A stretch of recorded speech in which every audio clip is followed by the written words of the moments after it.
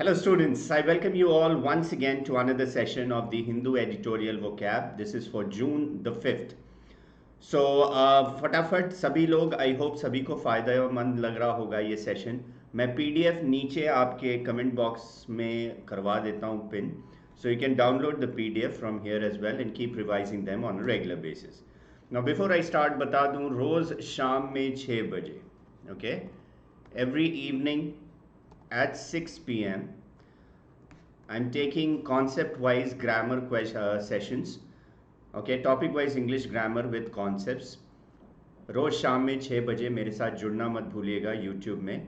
Concepts के साथ साथ मैं क्वेश्चंस भी करवाता हूँ जो ज़्यादातर एग्जाम्स में आने के चांसेस हैं across defence exam, CDS, AFCAT, CAPF वगैरह. Okay, even for other competitive exams के लिए भी आपको ये फ़ायदेमंद होगा.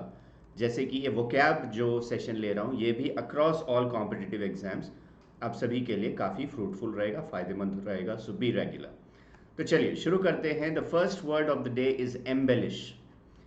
एम्बेलिश एक वर्ब है जिसका मतलब है to make something more beautiful by adding decoration to it और एग्जैजरेट. किसी चीज़ को और भी खूबसूरत बनाना, उसमें और साज सज्जा करके या और भी चीज़ों को बढ़ा चढ़ा के बोलना. ओके, बढ़ा चढ़ा के बोलना, किसी चीज़ को एग्जैजरेट करना, उस सेंस में लिखा जाता है. आर ई नहीं होगा यहाँ पे, एग्जैजरेट ये स्पेलिंग है. EXAGGERATE, किसी चीज़ को और भी बढ़ा चढ़ा के बोलना, साज सज्जा के साथ बोलना. सो हिंदी में बोल सकते हो संवारना, and that is embellish. Embellish का मतलब सजाना या संवारना बोल सकते हो. ओके, now sentence था, their widespread adoption really embellished their capabilities, leading to awe, then worry. OpenAI's ChatGPT chatbot mimics intelligence very well.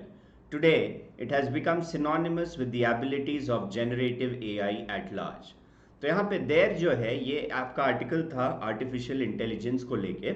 तो उसमें जो भी आर्टिकल लिख रहा था उसने ये बताया था कि their widespread adoption really embellish. जो AI का हमारा मतलब डे टू डे लाइफ में आप देख सकते हो AI का कितना ज़्यादा महत्व है, और उसका जो अडॉप्शन हमने जिस चीज़ से अडॉप्ट किया उसने काफ़ी चीज़ों को और भी एम्बेलिश कर दिया, एनहांस कर दिया एक प्रकार से, और भी चीज़ों को और भी कन्वीनियंट बना दिया, ईजी बना दिया आपके लिए. Okay, so embellish their capabilities. Okay, लोग देख के हैरान हो गए कि क्या क्या कैपेबिलिटीज़ है AI में आर्टिफिशियल इंटेलिजेंस में. लीडिंग टू ऑ का मतलब लोग एकदम अचंभित हो गए in a positive sense, they were surprised. Then worry, पहले तो अचंभित हुए, फिर चिंतित भी हुए कि AI में कई सारे नेगेटिव यूज भी किया जा सकता है, तो they were worried about that as well. OpenAI's ChatGPT chatbot mimics intelligence very well. Today it has become synonymous with the abilities of generative AI at large. Obviously chat GPT के जो chatbot हैं वो intelligence को बहुत ही अच्छी तरह mimic करता है. कई इंस्टेंसेस में तो वो इस लेवल तक जा चुका है, देखा गया है कि इंसान भी उतने लेवल का तक नहीं सोच सकता. सो अभी अगर ऐसा है तो आगे आप सोच सकते हो कि AI का कितना ज़्यादा महत्व होगा और कितना केपेबल वो हो सकता है. ओके, सो उसके बारे में यह आर्टिकल था. So synonyms of embellish will be adorn, festoon, decorate, embroider, exaggerate. ये सारे synonyms हो सकते हैं embellish के. साज सज्जा करना, adorn बोलो, festoon बोलो, संवारना, decorate, embroider और exaggerate. These are synonyms. Antonyms will be disfigure, spoil, deface और mar. किसी चीज़ को खराब कर देना, disfigure करना, spoil करना, deface करना या mar. To spoil something, destroy something. तो ये इसके एंटोनिम हो जाएंगे. संवारने का एंटोनिम डिसफिगर करना, खराब कर देना, किसी का चेहरा बिगाड़ देना, डिस्ट्रॉय कर देना, स्पॉइल कर देना. These are the antonyms.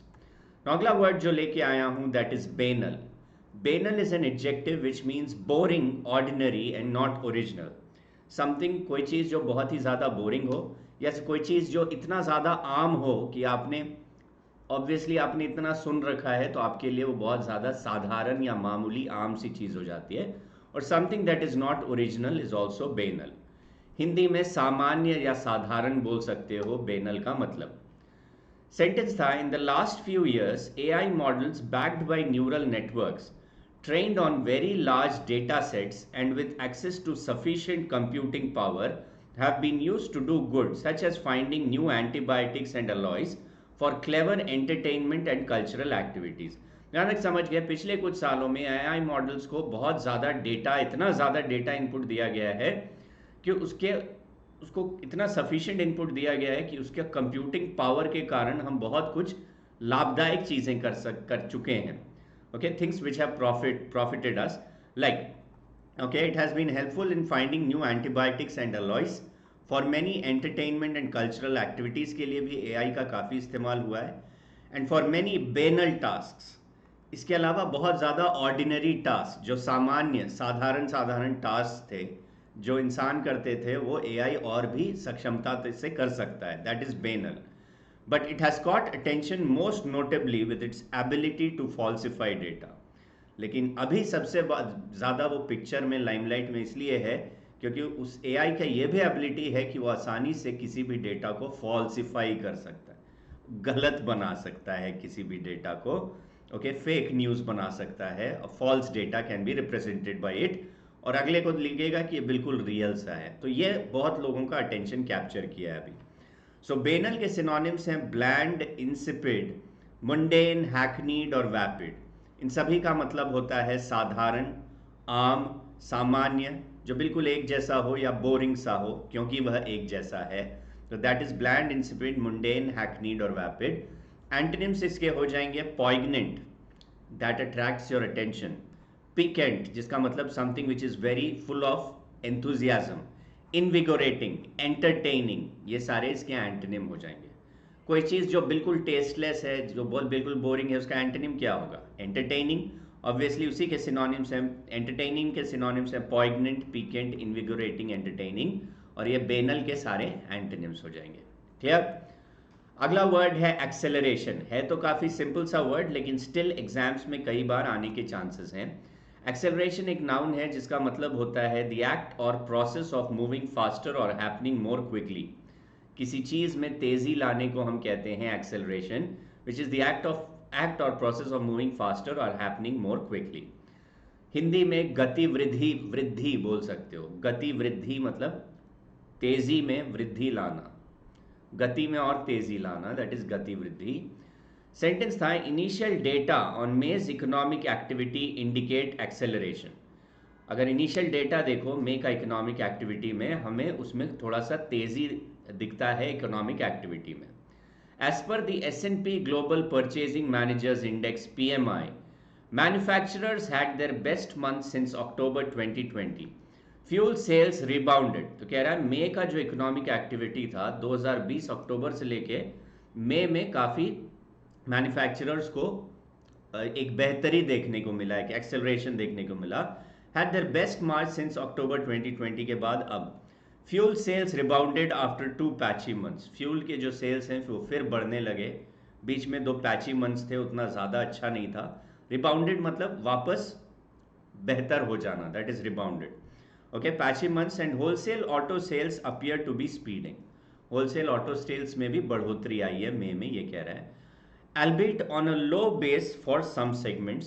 albeit मतलब although, ऑटो सेल्स में तो इम्प्रूवमेंट हुआ है, लेकिन albeit का मतलब although low base for some segments. कुछ ऑटो के जो सेगमेंट्स हैं उसमें बहुत ही कम इम्प्रूवमेंट हुआ है, लेकिन हुआ है.